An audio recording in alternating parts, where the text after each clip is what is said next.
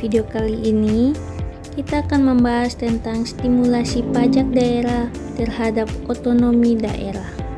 Materi kali ini memiliki dua pokok pembahasan, yaitu yang pertama prospek otonomi daerah dan yang kedua pengaruh perubahan paradigma pajak daerah dan retribusi daerah terhadap pembangunan. Yuk langsung saja kita bahas pembahasan yang pertama, yaitu tentang prospek otonomi daerah.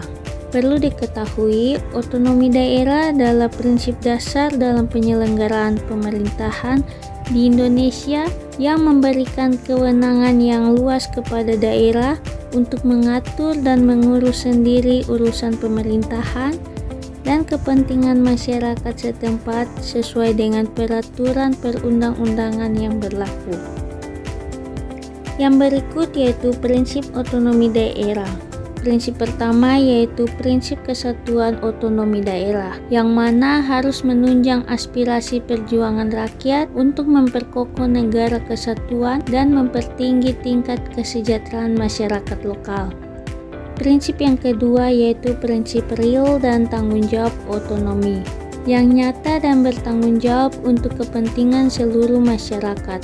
Prinsip yang ketiga yaitu prinsip penyebaran asas desentralisasi dan dekonsentrasi yang bermanfaat untuk masyarakat melakukan inovasi pembangunan daerah. Yang keempat yaitu prinsip keserasian daerah otonom yang mengutamakan aspek keserasian dan tujuan di samping aspek demokrasi.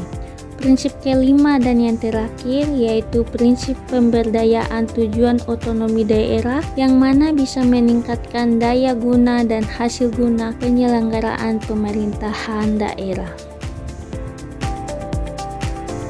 Iya, kita masuk pada selanjutnya yaitu tujuan otonomi daerah. Yang pertama yaitu mewujudkan demokratisasi sistem pemerintahan di daerah. Yang kedua, mengurangi kesenjangan antar daerah. Yang ketiga, memberdayakan dan meningkatkan perekonomian daerah. Yang keempat, menciptakan sistem pembiayaan daerah yang adil, proporsional, dan transparan. Yang kelima yaitu mewujudkan penyelenggaraan pemerintahan daerah yang partisipatif.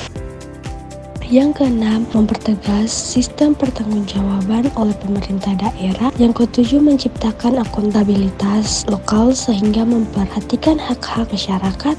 Yang kedelapan, mempermudah antisipasi terhadap berbagai masalah yang muncul dan dihadapi oleh masyarakat. Yang kesembilan, meningkatkan partisipasi masyarakat sipil. Yang kesepuluh, meningkatkan kualitas pelayanan publik. Selanjutnya yaitu landasan hukum otonomi daerah. Landasan hukum otonomi daerah di Indonesia diatur dalam beberapa peraturan perundang-undangan, antara lain yang pertama Undang-Undang Dasar Negara Republik Indonesia tahun 1945 Pasal 18 ayat 1 mengatur pembagian wilayah Indonesia atas daerah-daerah provinsi dan daerah provinsi dibagi atas kabupaten dan kota. Pasal 18 ayat 2 mengatur pemerintahan daerah provinsi, daerah kabupaten dan kota mengatur dan mengurus sendiri urusan pemerintahan menurut asas otonomi dan tugas pembantuan.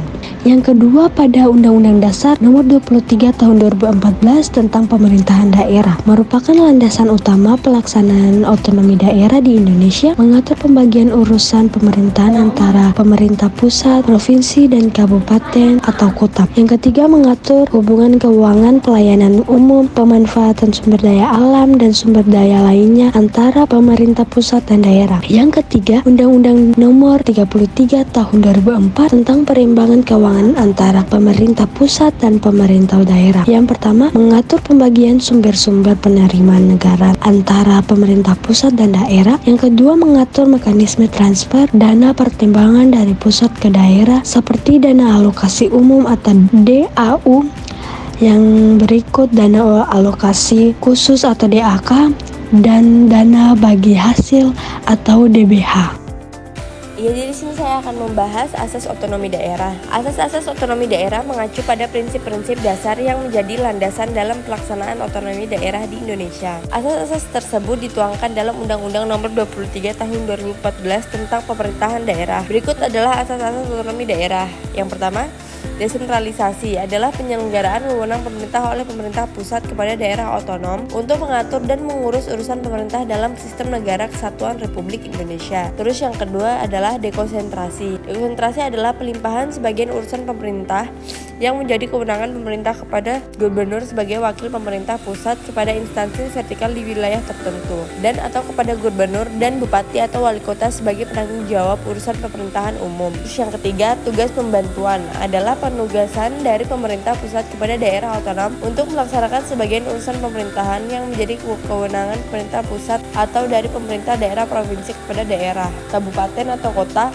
untuk melaksanakan sebagian urusan pemerintahan yang menjadi kewenangan dari provinsi. Faktor-faktor yang mempengaruhi penyelenggaraan otonomi daerah. Yang pertama, faktor manusia sebagai subjek pergerakan atau faktor dinamis dalam penyelenggaraan otonomi daerah. Terus yang kedua, faktor keuangan yang merupakan tulang punggung bagi terselenggaranya aktivitas pemerintah daerah. Terus yang ketiga, faktor peralatan yang merupakan sarana pendukung bagi terselenggaranya aktivitas pemerintah daerah. Yang keempat, faktor organisasi dan manajemen. Berikutnya, peran pemerintah pusat dan daerah dalam otonomi daerah. Yang pertama, pemerintah pusat berperan dalam menetapkan kebijakan nasional, melakukan pembinaan dan pengawasan terhadap penyelenggaraan otonomi daerah, serta mengelola urusan pemerintahan yang menjadi kewenangannya. Yang kedua, pemerintah daerah berperan dalam menyelenggarakan urusan pemerintahan yang menjadi kewenangannya, kecuali urusan pemerintahan yang menjadi kewenangan pemerintah pusat. Berikut ada tantangan dan peluang dalam pelaksanaan otonomi daerah. Tantangan meliputi keterbatasan sumber daya manusia, ketimpangan antar daerah, konflik kepentingan antar pusat dan daerah, serta masalah korupsi dan penyalahgunaan wewenang. Peluang meliputi peningkatan pelayanan publik, percepatan pembangunan daerah, peningkatan partisipasi masyarakat, serta pengembangan potensi daerah secara optimal. Materi berikutnya adalah pengaruh perubahan paradigma pajak daerah dan retribusi daerah terhadap pembangunan. Nah, pengaruh perubahan paradigma pajak daerah dan retribusi daerah terhadap pembangunan mengacu pada dampak transformasi dalam pendekatan pemerintah terhadap pengumpulan pendapatan daerah dan pengelolaan keuangan dalam konteks pembangunan lokal. Perubahan paradigma ini meliputi transisi dari pungutan dan regulasi pajak yang tradisional menuju strategi yang lebih progresif dan berorientasi pada pertumbuhan ekonomi, pemerataan pembangunan, dan peningkatan kesejahteraan masyarakat setempat. Yang pertama, ada perubahan paradigma pajak daerah dan retribusi daerah terhadap pembangunan. Dalam hal ini meliputi 3, yaitu dari pungutan ke peningkatan pendapatan asli daerah atau PAD.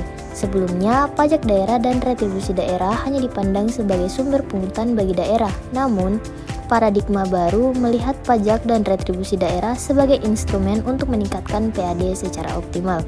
Nah, yang kedua, dari desentralisasi ke desentralisasi fiskal. Pengelolaan pajak dan retribusi daerah yang semula terpusat kini beralih ke desentralisasi fiskal. Pemerintah daerah diberikan kewenangan untuk mengatur dan mengelola sendiri jenis pajak dan retribusi daerah sesuai dengan kebutuhan dan kondisi daerah masing-masing. Yang ketiga, dari pemerintah sebagai pemberi layanan ke pemerintah sebagai fasilitator. Paradigma lama memandang pemerintah sebagai pemberi layanan kepada masyarakat. Namun, dalam paradigma baru, pemerintah daerah berperan sebagai fasilitator dalam pembangunan daerah.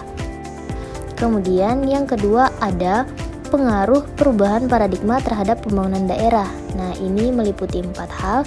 Yang pertama, peningkatan PAD dan kemandirian fiskal daerah. Dengan mengelola pajak dan retribusi daerah secara optimal, daerah dapat meningkatkan PAD mereka. PAD yang besar memberikan kemandirian fiskal bagi daerah dalam membiayai pembangunan dan kebutuhan daerah lainnya tanpa terlalu bergantung pada dana transfer dari pusat. Yang kedua, peningkatan kualitas layanan publik dan infrastruktur daerah. PAD yang memadai memungkinkan pemerintah daerah untuk mengalokasikan anggaran yang lebih besar dari peningkatan kualitas layanan publik seperti pendidikan, kesehatan, dan infrastruktur daerah seperti jalan, jembatan, dan fasilitas umum, dan lain-lain. Yang ketiga, ada pertumbuhan ekonomi daerah dan pemerataan pembangunan. Dengan desentralisasi fiskal, pembangunan dapat disesuaikan dengan kebutuhan dan potensi daerah.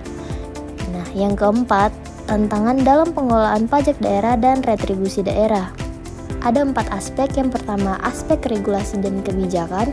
Yang kedua, aspek administrasi dan penegakan hukum. Yang ketiga, aspek sumber daya manusia dan kapasitas kelembagaan. Dan yang terakhir, aspek partisipasi masyarakat dan transparansi.